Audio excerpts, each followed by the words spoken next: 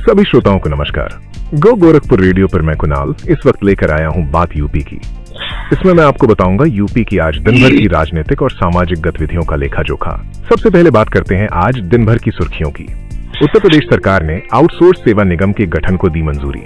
लखनऊ और कानपुर में अब नेट कॉस्ट कॉन्ट्रैक्ट मॉडल पर चलेंगी ई बसें। मुख्यमंत्री योगी आदित्यनाथ ने गंभीर बीमार बंदियों की रिहाई के नियम आसान करने के दिए निर्देश। यूपी के 3 नवगठित विश्वविद्यालयों में 948 नए पदों के सृजन को मिली मंजूरी। लखनऊ में एबीवीपी के उग्र प्रदर्शन के बाद बाराबंकी के सीओ सस्पेंड, पूरी चौकी लाइन हाजिर। मथुरा में सीबीआई ने 2 लाख रुपए की रिश्वत लेते यूको बैंक मैनेजर को रंगे हाथ पकड़ा। 171 साल पुरानी रजिस्टर्ड डाक सेवा हुई इतिहास, अब स्पीड पोस्ट से ही पहुंचेंगे पत्र। अब बात करते हैं विस्तार से। मुख्यमंत्री योगी आदित्यनाथ की अध्यक्षता में हुई कैबिनेट बैठक में कई महत्वपूर्ण फैसले लिए गए हैं। सबसे बड़ा फैसला उत्तर प्रदेश आउटसोर्स सेवा निगम लिमिटेड के गठन का है। इस निगम का उद्देश्य सरकारी विभागों में आउटसोर्सिंग सेवाओं को अधिक पारदर्शी, सुरक्षित और जवाबदेह बनाना है। इस नई व्यवस्था के तहत आउटसोर्स कर्मचारियों को हर महीने 16 से 20 हजार रुपए का मानदेय मिलेगा। उनकी नियुक्ति 3 साल के लिए होगी और उन्हें पीएफ व ईएसआई जैसी सुविधाएं भी मिलेंगी। महिला कर्मचारियों को मातृत्व अवकाश का अधिकार भी दिया जाएगा। लखनऊ और कानपुर के निवासियों के लिए एक अच्छी खबर है। सरकार ने इन दोनों शहरों में इलेक्ट्रिक बसों को नेट कॉस्ट कॉन्ट्रैक्ट मॉडल पर चलाने के प्रस्ताव को मंजूरी दे दी है। इस योजना के तहत दोनों शहरों में 10-10 रूट तय किए गए हैं और हर रूट पर कम से कम 10 इलेक्ट्रिक बसें चलेंगी। इन बसों का संचालन निजी ऑपरेटर करेंगे, जबकि किराया सरकार तय करेगी। सरकार ने प्रदेश में नवगठित 3 नए विश्वविद्यालयों में 948 नए पदों के सृजन को भी मंजूरी दी है। ये विश्वविद्यालय हैं गुरु जम्बेश्वर विश्वविद्यालय मुरादाबाद, मां विंध्यवासिनी विश्वविद्यालय मिर्जापुर और मां पाटेश्वरी विश्वविद्यालय बलरामपुर। इन नए पदों में 468 अस्थायी शिक्षणेतर पद और 480 आउटसोर्सिंग पद शामिल है। मुख्यमंत्री योगी आदित्यनाथ ने कारागार प्रशासन एवं सुधार सेवा विभाग की समीक्षा के दौरान गंभीर बीमारियों से ग्रस्त कैदियों की समय से पहले रिहाई के नियमों को सरल बनाने के निर्देश दिए हैं। हालांकि उन्होंने ये भी स्पष्ट किया है कि हत्या, आतंकवाद, देशद्रोह और महिलाओं व बच्चों के विरुद्ध जघन्य अपराधों के मामलों में रिहाई नहीं की जाएगी। डाक विभाग ने 171 साल पुरानी रजिस्टर्ड डाक सेवा को बंद कर दिया है। अब इसका विलय स्पीड पोस्ट सेवा में कर दिया गया है। इससे अब सभी पत्र स्पीड पोस्ट के जरिए ही भेजे जाएंगे, जो कि रजिस्टर्ड डाक की तुलना में महंगी होगी। नियंत्रक एवं महालेखा परीक्षक यानी सीएजी की रिपोर्ट में एक चौंकाने वाला खुलासा हुआ है। रिपोर्ट के अनुसार सोनभद्र सहित उत्तर प्रदेश के 17 जिलों में कुल 83,000 से ज्यादा ऐसे वाहनों को खनिज परिवहन का परमिट दिया गया जो इसके लिए उपयुक्त नहीं थे। इनमें 407 एम्बुलेंस, 11 दमकल, 9 शव वाहन और 12,000 से अधिक मोटर कार भी शामिल है।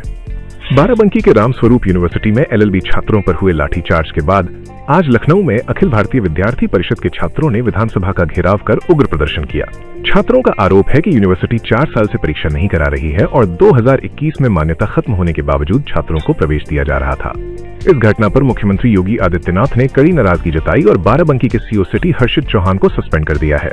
साथ ही नगर कोतवाली प्रभारी और गदिया चौकी के सभी पुलिसकर्मियों को लाइन हाजिर किया गया है।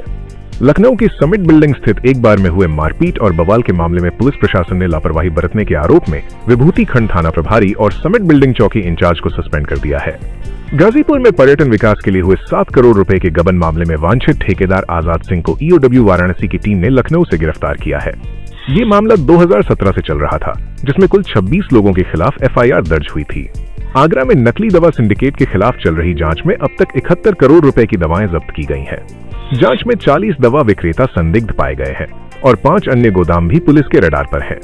एटा जिले में जीएसटी रिफंड में 2.5 करोड़ रुपए के फर्जीवाड़े का मामला सामने आया है। इस मामले में 5 फर्मों और राज्य कर विभाग के 3 अधिकारियों के खिलाफ मुकदमा दर्ज किया गया है।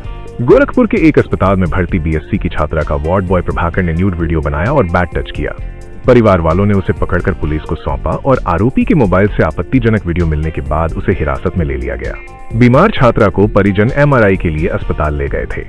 मेरठ में लगातार हो रही बरसात के कारण जिला विद्यालय निरीक्षक ने कल यानी बुधवार को नर्सरी से कक्षा 8 तक के सभी स्कूलों में अवकाश घोषित किया है। मथुरा में सीबीआई टीम ने यूको बैंक की सीनियर मैनेजर गरिमा सिंह चौहान को एक कारोबारी से 2 लाख रुपए रिश्वत लेते हुए रंगे हाथ गिरफ्तार किया है।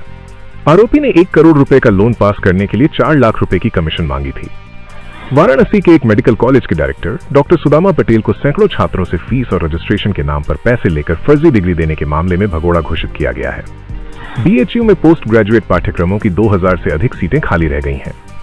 इन सीटों पर अब बुधवार से शुरू होने वाले ऑफलाइन अंतिम मॉपअप राउंड के जरिए प्रवेश दिया जाएगा। मॉरिशस के प्रधानमंत्री नवीन चंद्र राम गुलाम 11 सितंबर को काशी के दौरे पर आएंगे। इस दौरान पूर्वांचल के प्रसिद्ध झूला, मयूर और धोबिया नृत्य से उनका भव्य स्वागत किया जाएगा। इस दौरान वे प्रधानमंत्री नरेंद्र मोदी के साथ द्विपक्षीय बैठक भी करेंगे।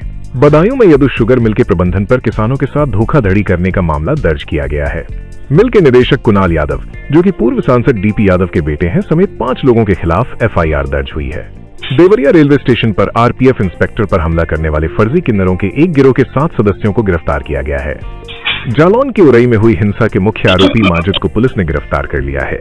पुलिस को चकमा देने के लिए वो अपनी लोकेशन लगातार बदल रहा था। मुरादाबाद में अमेरिकी राष्ट्रपति द्वारा हैंडीक्राफ्ट पर 50% टैरिफ लगाने से 3000 करोड़ रुपए से अधिक के निर्यात ऑर्डर रद्द हो गए हैं, जिससे निर्यातकों के सामने संकट खड़ा हो गया है। आगरा में धर्म परिवर्तन कराने के मामले में पुलिस ने 11 लोगों को गिरफ्तार किया है, जिनमें 5 महिलाएं भी शामिल हैं। इसी के साथ आज के बुलेटिन में बस इतना ही। कल आपसे फिर मुलाकात होगी बात यूपी की के नए पॉडकास्ट में। तब तक के लिए मुझे दीजिए इजाजत। नमस्कार।